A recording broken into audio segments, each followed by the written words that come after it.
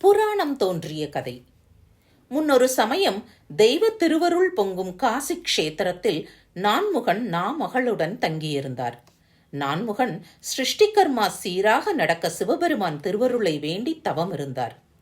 அது சமயம் இல்லற இன்பத்தில் முழுக்க முழுக்க தங்களை அர்ப்பணித்து கிருஹஸ்திராசிரமத்தை நடத்தி வந்த அருந்தவசியர் நான்முகனை தரிசிக்க கடல் வெள்ளம் போல திரண்டு வந்தனர். உலக பற்றற்ற நிலையை பற்றுவதற்கான தூய மார்க்கத்தை தெரிந்து கொள்வான் வேண்டி வந்தவர்கள் சிரமீது கரமுயர்த்தி தொழுதனர். கமலோர்பவா, வேத முதல்வா, இது காரும் நாங்கள் இல்லறம் எனும் சிற்றின்பத்தில் உழன்று வந்தோம். அஞ்ஞான இருளில் மூழ்கி கிடந்தோம். இனியும் நாங்கள் இத்தகைய ஊனக்கண்களுடன் உலகத்தில் உழல விரும்பவில்லை. பேரின்ப வீடு காண விரும்புகிறோம். நாங்கள் வேள்வி நடத்துவதற்கு தகுந்தவாறு ஒரு புண்ணிய பூமியை பூவுலகில் தோற்றுவித்து அருள் புரிய வேண்டும் என்று பிரார்த்தித்தனர்.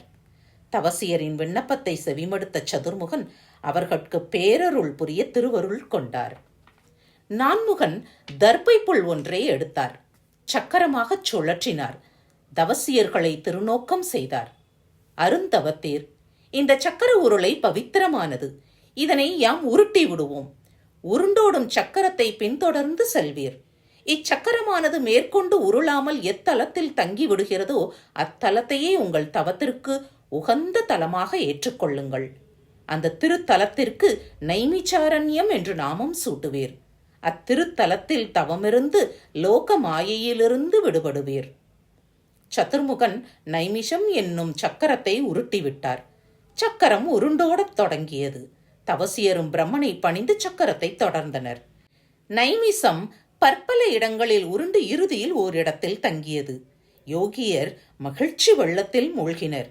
இதுவே நைமிஷாரண்ய புண்ணிய பூமி என்று விண்ணட்ட கோஷம் எழுப்பினர்.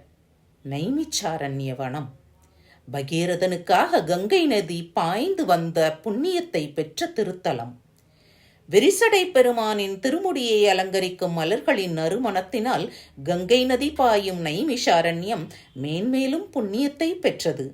இப்பேற்பட்ட புண்ணிய பூமியான நைமிஷாரண்ய வனத்தில் விதவிதமான தேவ விருட்சங்கள், அந்த விருட்சங்களைச் சுற்றி தேன்மலர்கள் பூத்து குலுங்கும் கொடிகள், தெளிந்த நீர் நிறைந்த தாமரை தடாகங்கள், மான்கள் மயில்கள் நிறைந்த சோலைகள் என்று அந்த திருவனம் இயற்கை எழில் பொங்க அற்புதமாக விளங்கியது. தேவர்கள் பூ மழை பொழிந்தனர். நைமிச்சாரண்ய வனத்தில் யோகியர் கூடினர். வேள்வியை தொடர்ந்தனர். நைமிச்சாரண்யம் வேள்வி புகையால் பெருமை பெற்றது.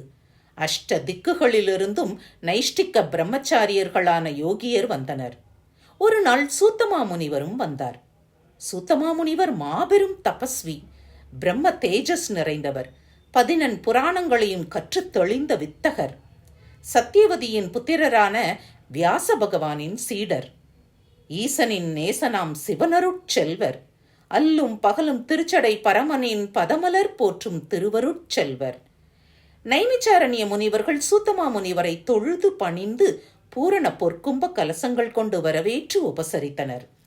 சூத்த முனிவரை உயர்ந்த ஆசனத்தில் எழுந்தருளச் செய்து பாத்தியம், அர்க்கியம், ஆசமனீயம் இவற்றால் பூஜித்து துதிப்பாடினர். மாமுனிவர் முகம் மலர்ந்தார், அகம் குளிர்ந்தார். முனிவர்கள் மேன்மேலும் வியந்து மகிழ்ந்து, அருந்தவத்தீர், எங்கள் பிரார்த்தனையை ஏற்பீர். நாங்கள் கந்தனின் வைபவத்தை சொல்லும் புராணத்தை கேட்க ஆவலாய் உள்ளோம். கந்தனின் வீரதீர பிரதாபங்களையும் அவதார வைபவத்தையும் கல்யாண வைபோகத்தையும் கேட்க தவம் கிடக்கின்றோம். மெய்யன்பர்களின் விண்ணப்பத்தை உவகையுடன் ஏற்றுக்கொண்ட சூத்தமா முனிவர், உங்கள் கோரிக்கையால் நான் தன்யனானேன். கந்த புராணத்தை சொல்லும் புண்ணியத்தால் நான் மேலும் புனிதனாவேன் என்றார். ஓர் நன்னாள் கந்த புராண பிரவச்சனத்தை தொடங்கும் பொன்னாளாக கொண்டார் சூத்தமா முனிவர். சம்பவ காண்டம், அசுர காண்டம், வீரமகேந்திர காண்டம், யுத்த காண்டம், தேவகாண்டம், தக்ஷ காண்டம் என்று 6 காண்டங்களாக பிரித்து விரித்து நெஞ்சிலே ஈசனை வரித்து கந்தவேல் காதையை தேனினும் இனியதாய் சொல்லத் தொடங்கினார். இந்த கந்த புராணமானது 6 சம்ஹிதைகளையும் 1,00,000 ஸ்லோகங்களையும் கொண்டது. சைவ புராணங்களுள் ஸ்கந்த புராணம் மிக மிக உன்னதமாக கொண்டாடப்படுகிறது. கந்தனின் புராணம் கலியின் கொடுமையை போக்கும் ஓர் சஞ்சீவினியாகும். சாந்தம், சுபிக்ஷம், சந்தோஷம் இவற்றை தரும் அருமறை. ஆனந்த வாழ்விற்கு ஆரத்தி எடுக்கும் ஆறுமுகனின் அற்புத சரித்தமானது அகில லோகங்களிலும் சர்வ மங்களங்களையும் பொங்கச் செய்யும் ஓர் ஒப்பற்ற புராணமாக விளங்குகிறது. வெற்றிவேல் முருகனுக்கு ஹரோஹரா. கந்தபுராணத் தொடரில் மீண்டும் சந்திப்போம்.